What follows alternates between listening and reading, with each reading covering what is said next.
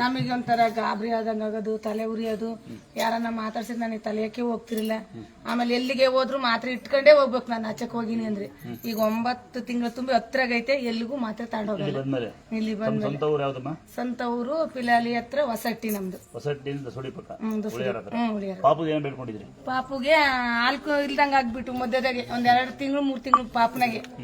ಆಮೇಲೆ ಹಾಲ್ ಪೌಡ್ರ್ ತಂದ್ರು, ಒಯ್ದ್ರು. ಈ ಮಗಿಗೆ ಹಾಲ್ ಪೌಡ್ರ್ ಹಾಕ್ತಾರಲ್ಲ ಏನ್ ಮಾಡೋದು ಅಂತಂದು ಅಮ್ಮಗ್ ಬಂದು ಬೇಳ್ಕೊಂಡು ಹೋಗಿದ್ದೆ.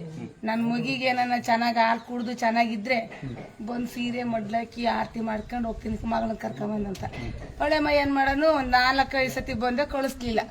ಈಗ ಹೋಗಲ್ಲ, ನಾನೇ ಕರ್ಕೊಂಡು ಹೋಗ್ತೀನಿ ಕಾರ್ ಮಾಡ್ಕೊಂಡು ಅಂತ ಕೈ ಮುಗ್ದೆ ಸುಮ್ನಾದೆ ನಾನು. 6ನೇ ಸತಿ ಬಂದ್ರದ್ ಇವಾಗ ಹೋಗಿ ಪೂಜೆ ಮಾಡಿಸ್ಕೊಂಡ್ ಬರೋಗು ಅಂತ ಅವರೇ ನೆನ್ನೆ ಕಳಿಸ್ಕೊಟ್ಟಾರೆ ಮಗಳನ್ನ. ಚೆನ್ನಾಗಿದ್ದಾನೆ, ಹಾಲು ಚೆನ್ನಾಗಿ ಕುಡ್ದ. ನೀವು ಬಡವ್ರಮ್ಮ? ಬಡವ್ರೆ ನಾವು. ನಮ್ಮ ಮನೆ ಸಂಬಳ ಇದರಿದೆ, ನಮ್ಮ ಬಾವ ಮನೆಗೆ, ನಮ್ಮ ಮಗನು ನಮ್ಮ ಬಡವರಾಗಿದ್ದೀರಿ ಬೇರೆ ನೀವು ಮಗಳಿನ. ನೀವು 4 ಜನ ಅಲ್ವಾ ಬಡವರು? ನೀವು ನಿಮ್ಮ ಮನೆ ಊರಿಂದ ಕರ್ಕೊಂಡು ನಿಮ್ಮಂತ್ರ ಬಡವರಮ್ಮ? ಮಾತಾಡ ನೀತಲ್ಲ ಮಮ್ಮಿ ಬಡವರಾದ್ರೆ ಸ್ವಾಮಿ ಹಿಂದೆ. ಈಗ ಯಾಕೆ ಅಮ್ಮ ತರಂಗಿಲ್ಲ? ಅವಳು ಹಂಗೆ ಹಣ ಮಾತಾಡಲ್ಲ, ಒಂಥರ ಮುಂದೆ.